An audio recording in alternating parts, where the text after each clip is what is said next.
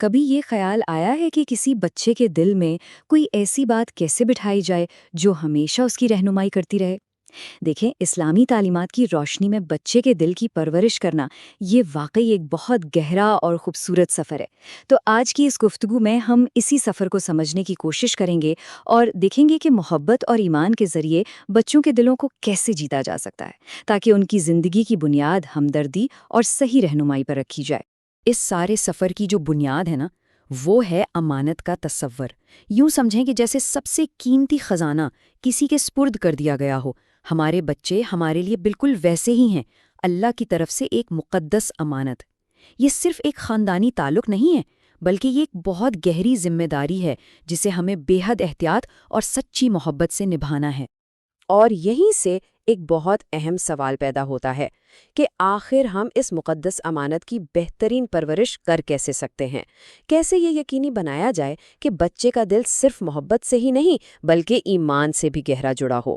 آئیے اس خوبصورت عمل کے راز جاننے کے لیے مل کر آگے بڑھتے ہیں۔ ٹھیک ہے، تو آئیے اس کو سمجھتے ہیں۔ ہم 5 ایسے طاقتور بیجوں پر بات کریں گے جو جب کسی بچے کے دل میں بوئے جاتے ہیں نا، تو ایمان اور کردار کی ایک ایسی خوبصورت فصل تیار ہوتی ہے جس کا کوئی مول نہیں۔ تو کیا خیال ہے، یہ پودے لگانے کا عمل شروع کیا جائے؟ پہلا اور سب سے اہم اصول، خالص محبت۔ اور یہاں صرف اس قدرتی پیار اور دلار کی بات نہیں ہو رہی جو خود بخود آ جاتا ہے، یہ اس سے ایک قدم آگے کی بات ہے۔ یہ محبت کو ایک اعلیٰ مقصد سے جوڑنے کے بارے میں ہے، ایک ایسا مقصد جو بچے کے دل کو سیدھا اللہ سے جوڑتا ہے۔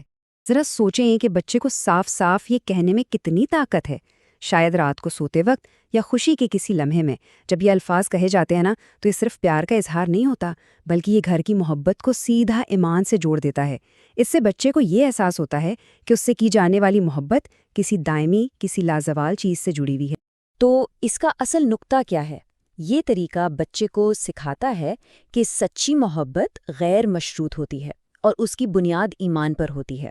وہ مہربانی اور نرمی کو صرف اچھا رویہ نہیں سمجھتے، بلکہ اپنے دین کا اصل جوہر سمجھنا شروع کر دیتے ہیں، زندگی گزارنے کا ایک خوبصورت طریقہ۔ تو جب ہم نے خالص محبت کی بنیاد رکھ دی، اب دیکھتے ہیں کہ یہ محبت ہماری روزمرہ کی بات چیت میں کیسے نظر آتی ہے۔ اگلے 2 نکات اسی پر ہیں، یعنی گفتار اور دعا کے نرم عمل۔ یہ دلوں کو جوڑنے کے 2 بہت ہی طاقتور طریقے ہیں۔ والدین جو الفاظ استعمال کرتے ہیں نا، ان کا اثر سوچ سے بھی زیادہ گہرا ہوتا ہے۔ ذرا اس پر غور کریں۔ جب کسی بچے سے کوئی غلطی ہو جاتی ہے تو نرمی سے سمجھانے پر رشتہ اور مضبوط ہو سکتا ہے، لیکن دوسری طرف سختی اور چیخوں پکار بس ایک دیوار کھڑی کر دیتی ہے اور بچے کا دل آپ سے دور، بہت دور ہو جاتا ہے۔ یہ ایک بہت ہی اہم بات ہے جو ہر والد یا والدہ کو یاد رکھنی چاہیے۔ بچے اکثر یہ بھول جاتے ہیں کہ الفاظ کیا تھے، لیکن وہ یہ کبھی نہیں بھولتے کہ انہیں محسوس کیسا کروایا گیا تھا۔ ہمارا لہجہ اصل میں وہی ہے جو ان کے دل میں رہ جاتا ہے، اور اس کا پیغام الفاظ سے کہیں زیادہ طاقتور ہوتا ہے۔ اب آتے ہیں اس سب سے طاقتور چیز کی طرف جو والدین کے پاس ہوتی ہے، یعنی دعا۔ اپنے بچے کے لیے دعا کرنا ایک ایسا تحفہ ہے جس کی کوئی قیمت نہیں، لیکن اس کا اثر وہ زندگی بھر اور اس کے بعد بھی رہ سکتا ہے۔ کبھی تصور کریں کہ ایک بچے کو کیسا لگتا ہوگا جب وہ اپنے والدین کو اپنے لیے دعا کرتے ہوئے سنتا ہے۔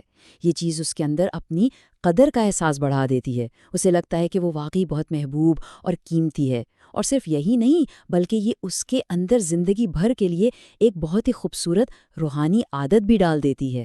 ہم نے اپنے الفاظ اور دعاؤں کی طاقت کے بارے میں تو بات کر لی، لیکن ہمارے اعمال کا کیا؟ چوتھا بیج اسی بارے میں ہے۔ یہ اس بات پر زور دیتا ہے کہ ایمان صرف سکھانے کی چیز نہیں بلکہ اسے جی کر دکھانے کی چیز ہے۔ یہاں بچوں کے سیکھنے کے بارے میں ایک گہری سچائی چھپی ہے، اور یہ ایک ایسی بات ہے جسے ہر والدین کو سمجھنا چاہیے۔ بچے اصل میں لمبے چوڑے لیکچرز پر عمل نہیں کرتے، چاہے وہ کتنی ہی اچھی نیت سے کیوں نہ دیے گئے ہوں۔ اس کے بجائے وہ مثالوں کی پیروی کرتے ہیں۔ ہمارے اعمال ہماری باتوں سے کہیں زیادہ بلند آواز میں بولتے ہیں۔ اگر ہم ایمانداری کو اہم سمجھتے ہیں تو وہ ہمیں سچا دیکھیں گے۔ اگر ہم چاہتے ہیں کہ وہ نماز کی قدر کریں تو وہ ہمیں نماز میں کھڑا دیکھیں گے۔ بات اتنی ہی سادہ اور اتنی ہی گہری ہے۔ اس طریقے کی سب سے طاقتور بات یہ ہے کہ یہ بچے کے لیے ایمان کے تصور کو ہی بدل دیتا ہے۔ جب وہ اپنے والدین کو خوشی اور سکون سے اپنے دین پر عمل کرتے ہوئے دیکھتے ہیں تو مذہب ایک خوبصورت اور دلکش چیز بن جاتا ہے، صرف اصولوں کا مجموعہ نہیں بلکہ ایک بھرپور زندگی گزارنے کا راستہ۔ اور آخر میں ہم ایک ایسے اصول پر آتے ہیں جسے ہماری اس تیز رفتار دنیا میں اکثر نظر انداز کر دیا جاتا ہے۔ بات اس کی نہیں ہے کہ بچوں کے لیے کیا خریدا جاتا ہے، بلکہ اس کی ہے کہ انہیں کیا دیا جاتا ہے، اور وہ چیز جس کی وہ سب سے زیادہ قدر کرتے ہیں وہ ہے ہمارا وقت۔ یہ ایک جملہ ہی سب کچھ بیان کر دیتا ہے۔ ایک بچے کی نظر میں وقت محبت کے برابر ہے۔ اس کے بارے میں سوچیں، کھلونے تو ٹوٹ جاتے ہیں اور گیجٹس پرانے ہو جاتے ہیں، لیکن ایک ساتھ گزارے گئے اچھے وقت کی یادیں وہ ایسے خزانے ہیں جو زندگی بھر ساتھ رہتے ہیں۔ یہ بات بہت خوبصورتی سے واضح کرتی ہے کہ انہیں اپنی پوری توجہ دینا اتنا اہم کیوں ہے۔ جب فون کو ایک طرف رکھ دیا جائے اور ساری توجہ ان پر ہو تو یہ پیغام جاتا ہے کہ تم اہم ہو، تم میری ترجیح ہو، اور اس احساس کا مقابلہ کوئی تحفہ نہیں کر سکتا۔ تو جب ہم نے ان 5 طاقتور بیجوں کو سمجھ لیا ہے، آئیے اپنی باغبانی کی مثال پر واپس چلتے ہیں۔ جب ہم اپنی بچوں کے دلوں کو اتنی محبت اور دیکھ بھال سے پروان چڑھاتے ہیں تو ہم کیسی خوبصورت فصل کی امید رکھ سکتے ہیں؟ آئیے ان شاندار نتائج پر ایک نظر ڈالتے ہیں۔ یہ ہمیں اصل بات کی تہ تک لے جاتا ہے۔ والدین بننا بچوں کو کنٹرول کرنے کا نام نہیں بلکہ ان سے جڑنے کا نام ہے۔ جب محبت اور اعتماد کی بنیاد مضبوط ہو تو اطاعت خود بخود آ جاتی ہے، وہ ایک مسلسل جنگ نہیں رہتی۔ اور یہ ہے ہماری محنت کا وہ خوبصورت نتیجہ، ایک ایسا بچہ جس کا دل ایمان اور محبت سے بھرا ہوا ہے۔ یہ ایک ایسا رشتہ ہے جو نہ صرف اس دنیا میں ان کی زندگیوں کو سنوارتا ہے بلکہ آخرت میں بھی قائم رہتا ہے۔ یہ محبت اور رہنمائی کی طاقت کا حقیقی ثبوت ہے۔ تو آج کی گفتگو کے اختتام پر یہ سوال سب کے لیے ہے، آج اپنے بچے کے دل میں ایمان کا کون سا بیج بویا جائے گا؟ یاد رہے، محبت اور رہنمائی کا سب سے چھوٹا عمل بھی واقعی کسی بہت ہی خوبصورت چیز کی بنیاد رکھ سکتا ہے۔